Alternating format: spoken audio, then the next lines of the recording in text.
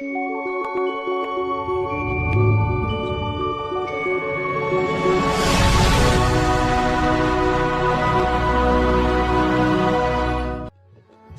सतगुरु रविदास महाराज जी, जिन्होंने संत महापुरुषों को परमात्मा का दर्जा दिया है, और गुरु जी ने वाणी में उच्चारण किया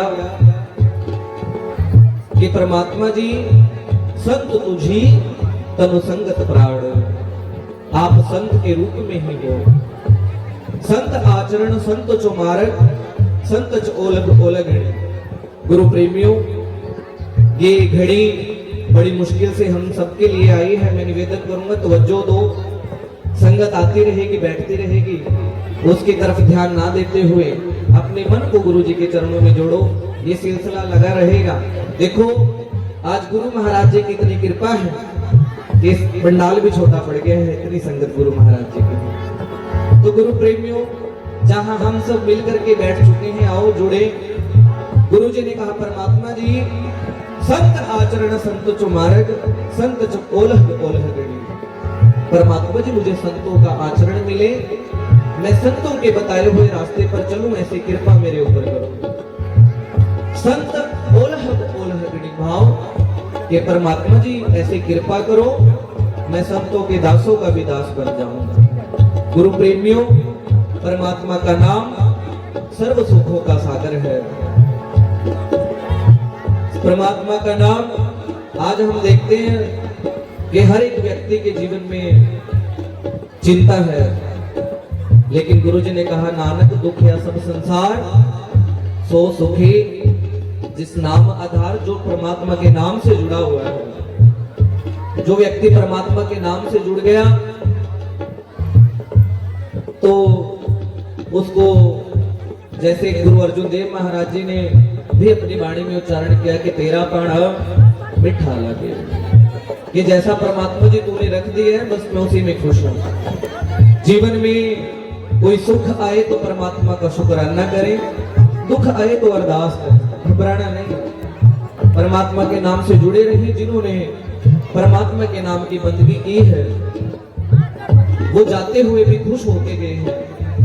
कबीर महाराज जी ने कहा, कबीर जिस मरने से जग डरे, मेरे मरण आनंद, मरने से ही पाइए पूर्ण परमानंद। कबीर महाराज जी ने कहा, लोग मरने से डरते हैं, लेकिन मैं मरने से खुश हो रहा हूं। क्यों? क्योंकि यहां तो मैं परमात्मा की भक्ति कर रहा हूं, यहां से जाने के बाद मैं अपने परमात्मा से ही मिल जाऊंगा। मरने से ही पाइए पूर्ण परमानंद। तो गुरु प्रेमियों, जिन्होंने परमात्मा का नाम जपा है, उनके जीवन में दुख भी आ जाए, वो घबराते नहीं हैं, लेकिन जाएगा केवल परमात्मा का नाम। एक राजा जिसके पास कई राज्यों का धन है, सारी सुख सुविधाएं हैं, धन संपत्ति है, धन है, सब कुछ है, लेकिन परमात्मा का नाम नहीं है। बड़े बड़े दुनिया के राजे रोंदे गए नाम तो बिना। गुरु जी ने कहा, हम सब लोग बहुत कुछ इकट्ठा कर लेते हैं, ऊंचे ऊंचे मकान होते हैं, हमारे घर पे सुंदर नारी होती है, लेकिन साथ कुछ नहीं जाता। तो गुरु प्रेमियों, एक राजा जिसके पास सब कुछ है, सभी सुख सुविधाएं हैं, लेकिन परमात्मा का नाम नहीं है। राजा की पत्नी रानी, जो कि सुबह शाम परमात्मा के नाम का सिमरन करती है, वो राजा को रोज कहती है कि राजा जी आपके पास सब कुछ है, परमात्मा की कृपा है आपके ऊपर, शुक्राना किया करो, परमात्मा का नाम जपा करो। राजा कहने लगा, रानी जब मेरे पास सब कुछ है तो मुझे परमात्मा का नाम जपने की क्या आवश्यकता है? इतने राज्य मेरे अधीन हैं, इतनी सुख सुविधाएं मेरे पास हैं, इतने घोड़े हाथी मेरे पास हैं, इतनी बड़ी सेना मेरे पास है, तो मुझे परमात्मा का नाम जपने की क्या आवश्यकता है? लेकिन रानी समझदार है। रानी कहने लगी, राजा जी ये कुछ साथ नहीं जाएगा, साथ जाएगा केवल परमात्मा का नाम। लेकिन गुरु प्रेमियों, राजा अहंकार में डूबा हुआ है। जब हम होते तब तू नहीं, अब तू ही मैं। गुरु जी ने कहा, जब तक अहंकार है तब तक परमात्मा नहीं मिल सकता। तो गुरु प्रेमियों कहते हैं जब राजा ने रानी को कहा कि रानी मेरे पास तो सब कुछ है, तो रानी कहने लगी राजा जी फिर तो आपसे बड़ा मूर्ख ही कोई नहीं है। सब कुछ है लेकिन परमात्मा के नाम के बिना अपने रोंदे ही चले जाना है। गुरु प्रेमियों, जब रानी ने राजा को मूर्ख कहा तो राजा को वो बात चुभ गई है। राजा कहने लगा मेरी पत्नी मुझको मूर्ख कह रही है। राजा ने सिपाहियों को बुलाया है और सिपाहियों को राजा कहने लगा कि सिपाही जाओ पूरे राज्य में घूमो, पूरे नगर में घूमो और ढूंढो सबसे बड़ा मूर्ख कौन है। मैं अपनी पत्नी को दिखाना चाहता हूं कि मैं मूर्ख नहीं हूं, मेरे से बड़े बड़े भी मूर्ख हैं। जाओ और ढूंढो, जब तक नहीं मिलता तब तक आना नहीं है। कहने लगे जब तुम्हें मिल जाएगा मुझे बता देना, मैं एक सभा बुलाऊंगा, उस सभा में सभी ने इकट्ठा होना है।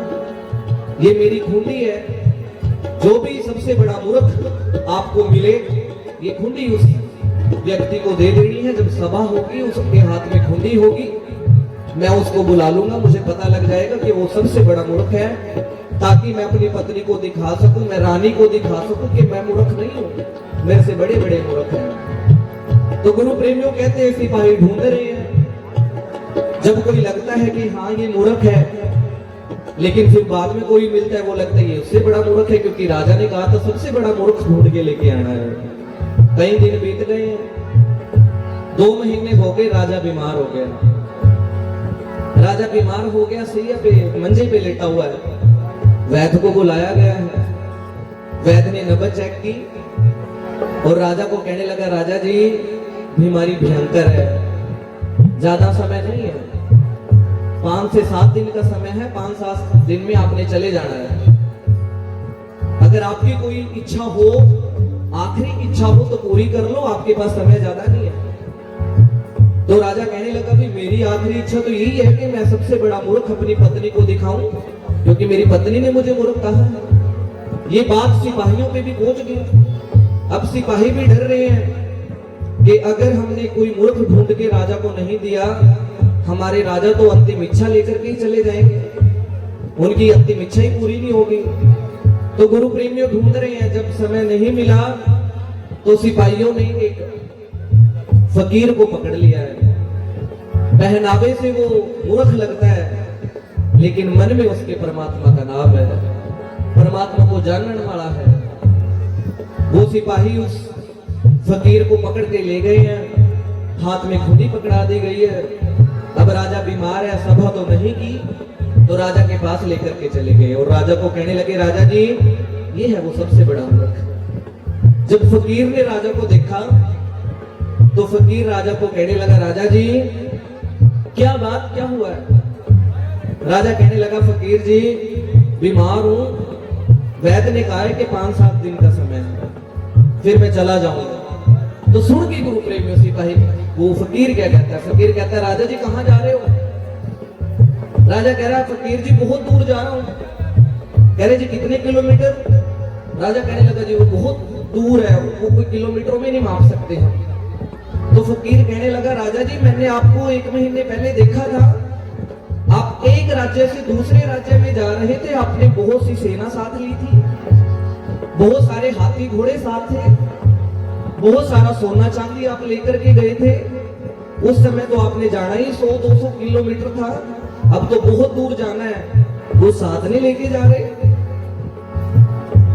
तो राजा कहने लगा मूर्ख तो सबसे बड़ा मूर्ख है, मैं वहां क्या लेके जा सकता हूं। फकीर कहने लगा राजा जी देख लो, 1-2 सिपाही ले जाओ, 1-2 हाथी ले जाओ, घोड़ा ले जाओ, सोना चांदी ले जाओ, आपके पास तो सब कुछ है। राजा कहने लगा मूर्ख वहां कुछ नहीं जाता। तो फकीर कहने लगा सोच कुछ जाता होगा, मन के अंदर ध्यान कर कुछ जाता होगा साथ। राजा ने ध्यान किया और कहने लगा हाँ फकीर जी मेरी पत्नी मुझे कहती है कि वहां कुछ नहीं जाता, वहां परमात्मा का नाम जाता है। तो फकीर ने क्या किया, वो जो खूंटी हाथ में ले रहा था वो राजा को पकड़ा दे और राजा को कहने लगा राजा जी फिर सबसे बड़ा मूर्ख मैं नहीं, सबसे बड़े मूर्ख तो आप हो। आपने ये खूंटी ढूंढने के लिए सिपाहियों को, एक मूर्ख ढूंढने के लिए सिपाहियों को इतने दिन घुमा के रखा, इतनी दूर जाने की आवश्यकता ही नहीं थी। हाथ में खुंडी पकड़ते आईने के सामने खड़े हो जाते। सबसे बड़े मूर्ख तो आप हो, क्योंकि लोगों को तो समझाने वाला कोई नहीं होता। आपको समझाने वाली तो आपकी घरवाली है, आपने फिर भी नहीं समझा है। तो गुरु प्रेमियों, राजा की आंखें खुल गई हैं, हाथ जुड़ गए हैं। लेकिन गुरु प्रेमियों, जो ये फकीर होते हैं, संत होते हैं, ये चोट भी मारते हैं, फिर मरहम भी लगाते हैं। दया सिमरन भजन दया नहीं कीनी तो मुख चोटा खाएगा। धर्म राय जब लेखा मांगे क्या मुख लेके जाएगा। गुरु जी ने कहा जब धर्म राय लेखा मांगेगा तो क्या मुख लेके जाएगा। तो फकीर कहने लगा, राजा जी अभी भी समय है, 5-7 दिन है आपके पास। परमात्मा के नाम का सिमरन करो। एक दिन में 24 घंटे हैं, 5 दिन में 120 घंटे, बहुत समय है। अभी भी परमात्मा का नाम जपो, ताकि परमात्मा की दरगाह में अपना चेहरा दिखाने लायक हो जाओ। हो बन जारो राम को मेरा टांडा ला दिया जाए रे। गुरु प्रेमी गुरु रविदास महाराज जी की पावन पवित्र अमृतमयी वाणी, हम सिर्फ नतमस्तक होते हैं, उनके बताए रास्ते पर नहीं चलते। गुरु महाराज जी की वाणी हमें आज भी होका देकर के कह रही है। गुरु जी आज भी हमें बुला करके वाणी के माध्यम से कह रहे हैं, हो बन जारो राम को मेरा टांडा ला दिया जाए रे। मेरा गड्ढे पे परमात्मा का नाम लदा हुआ है, आओ मैं परमात्मा के नाम का व्यापार कर रहा हूं, मेरे साथ जुड़ो और परमात्मा के नाम से जुड़ करके भवसागर से पार हो जाओ। तो गुरु प्रेमियों, साथ केवल परमात्मा का नाम जाने वाला है।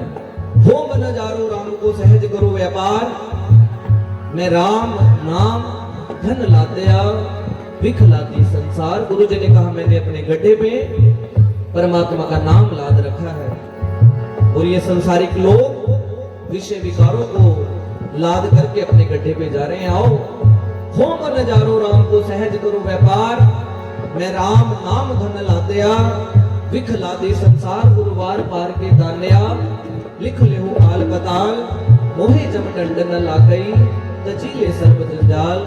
जैसा रंग कसुंभ का तैसा ये संसार, मेरे रमैये रंग मजीठ का कहो रविदास चमार। गुरु जी ने कहा ये संसार कुसुम की भांति है, कांटों वाला है, दुर्गंध वाला है, लेकिन मेरा परमात्मा मेरे रमैये रंग मजीठ का, मेरा परमात्मा मजीठ वाला है, खुशबू वाला है। तुम चंदन हम इरंड बापुरे, संग तुम्हारे बासा, नीच रूखते ऊंच पई है, गंध सुगंध निवासा। गुरु जी ने कहा चंदन का पेड़ खुशबू वाला होता है, लेकिन इरंड तुम चंदन, परमात्मा जी आप चंदन हो, खुशबू वाले हो, मैं इरंड के समान हूँ, दुर्गंध वाला हूँ।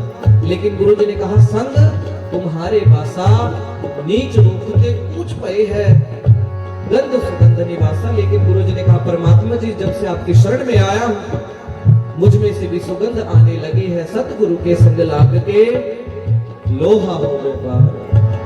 जिन्होंने गुरुओं का संग किया है वो भवसागर से पार हो गए। रानी मीरा गुरु रविदास महाराज जी के बताए रास्ते पर चली।